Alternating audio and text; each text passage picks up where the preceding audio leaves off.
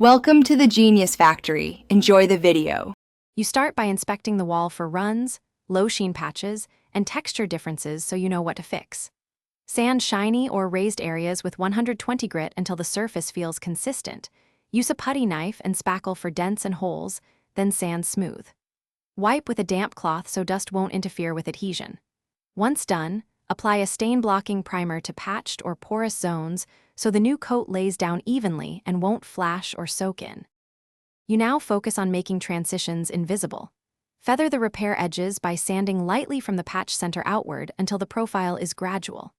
For larger texture mismatches, apply thin skim coats of joint compound, letting each dry fully. Don't exceed 1/8 inch per coat, then sand and reprime those areas.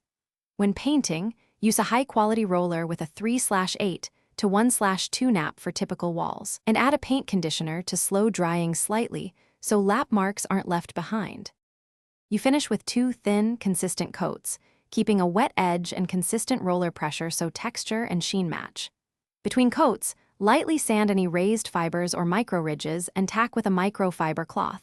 Make sure both coats come from the same paint batch to avoid shade or sheen shifts. If areas still show flash or sheen differences, sand the affected spots, reprime, and recoat. If problems persist, consider controlling humidity or a full recoat to reset the surface. Thanks for watching. If you found this helpful, don't forget to like and subscribe.